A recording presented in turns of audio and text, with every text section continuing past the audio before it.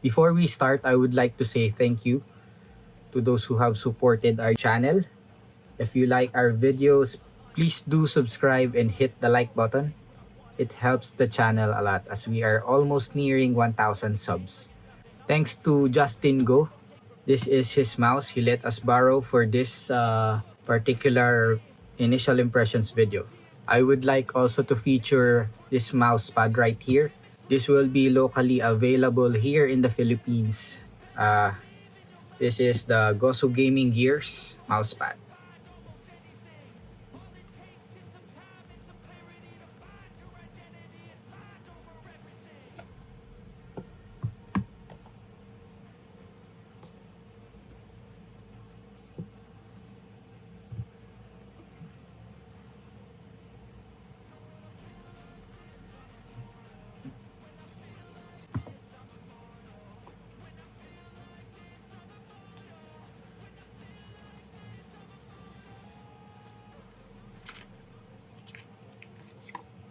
So glass skates, this one is for I think the first 1,000 orders, pre-orders. Extra PTFE skates is also included.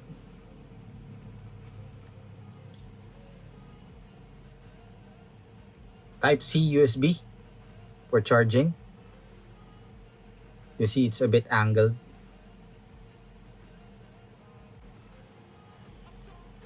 Dongle and the mouse.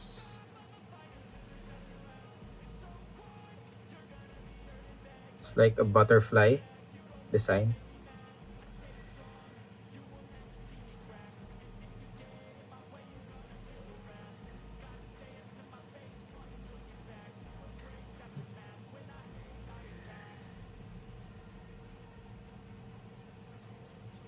For build quality, there's a little bit of creaking on the sides when you press hard enough. There you go.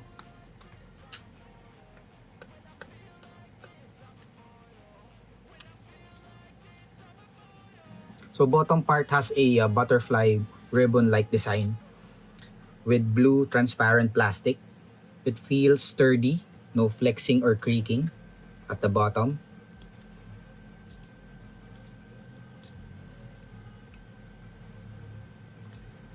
There is a metal part, sort of like a brass color, which serves as support for the bottom part.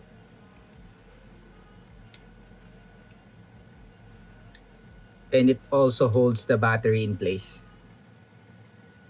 with a double adhesive tape here, right here. The whole case, it uses a sturdy but thin plastic, so thin that you can see the light from a flashlight. There you go. There's an on and off button here. Then the DPI button is this one. Corresponds to a color on the LED on this side.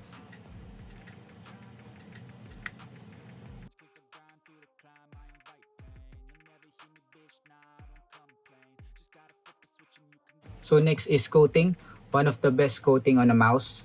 Not on XM1 or GPX level, but definitely grippy, smooth surface that does not show fingerprints or oil.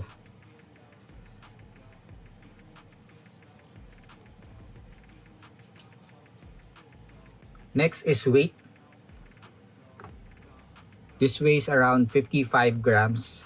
So thanks to the thin plastic that they use, it feels lighter on the hand as if it's the same weight with my HTS Plus right here. For its size of medium to large mouse, it does feel a bit lighter than it is. Great weight distribution of the parts from the PCB to the brass-like plate and the battery positioning. For me, balance is a bit off. Only a feather-light touch. It tilts towards the front. Just like the HTS Plus we previously reviewed here on the channel. Only by a little bit. Repositioning the battery will solve this. You don't feel it in game or while you're using it. Just wanted to point it out what I have observed on my copy. Mouse feet reminds me of Tiger Eye skates. More on the speedier side of the spectrum of mouse skates. Rounded edges, so it does not have any scratchiness to it while gliding. Glass skates are also included, but sorry I can't comment on this one as I just borrowed this copy right here. But Fresh Reviews had a comment on the feel of the glass skates. I will put the link on the description below. They have also included extra PTFE skates on the box. Battery life. Battery life, they have advertised it around 70 hours. We'll follow up on this one on our full review. So clicks and scroll. Lamzu Atlantis is using Huano Pink Dots ATM.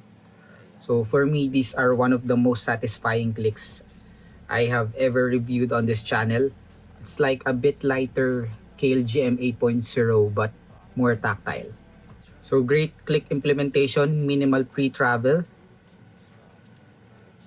and a bit of post-travel. In my own opinion, almost on the same click levels of the XM1R. So next is side buttons. Not sure what side buttons they used here, but they are so crispy. They are even more crispier than of the main clicks. Minimal pre-travel, but has some post-travel. So they used TTC Gold encoder for the scroll wheel. Has some tactile bumps, but smooth and light. So sound test, Huano Pink Dots.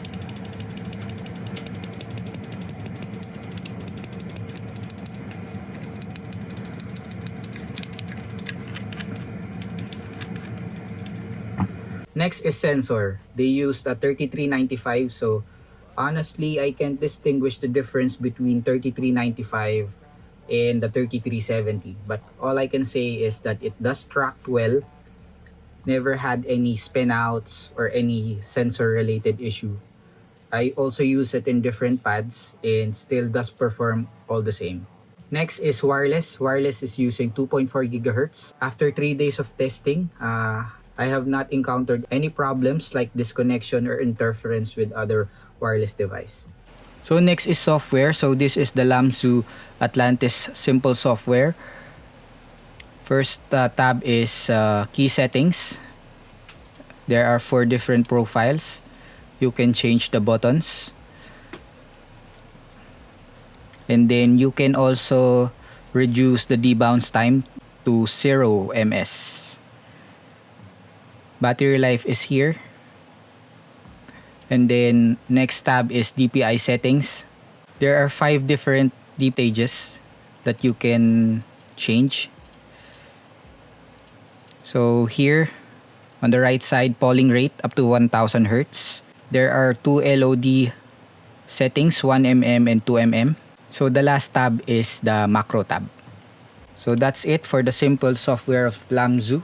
So last but not the least, for me the most important part of the mouse, which is shape. So before we start, I would like to state first that mouse shape is very subjective. So do take what I'm about to say with a grain of salt. I'm just trying to share my experience and opinion. So Lamzu Atlantis is inspired by XM1 from Endgamegears, but with minor differences. On the first picture, you can see right here, the red outline is the XM1. You can see that the Lamzu is a bit taller on this part. This picture right here shows that the Lamzu is a bit wider on this side. So it is not a one-to-one copy to the XM1. So that's 26.4, 28.1. The highest point is 37.5, 65.3, 65.5, 58.2, 58.8, 12.9, 12.6.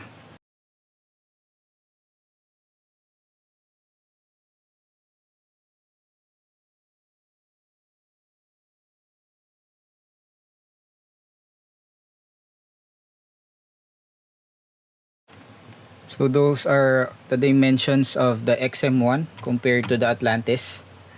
In my own opinion, if you used or you are maining a XM1, you will notice the minor differences, but you will feel right at home with the Atlantis. It feels almost the same on the hand. For me, it's just a bit wider and fuller. Fuller in a sense that it fills the palm a bit more compared to the XM1. Next is, if you didn't like the shape of the XM1, then you might want to look somewhere else, as the Atlantis is the closest XM1 shape that I can think of. For me, this is a great option for someone who is maining a XM1 and using a claw grip. This weighs around 55 grams with satisfying main clicks and side buttons, and also a upgraded sensor 3395. This is our simple initial impressions of the Lamzu Atlantis mouse. For me, till the XM2 wireless releases, this is a great alternative for XM1. I will put additional comments and observation on a pinned comment on this video. Will hopefully do a full review once I get my own copy of this mouse. Will be available soon here in the Philippines, only at Hobby Dynamics. So thank you for the support. Hope to see you soon on our next videos. Thank you.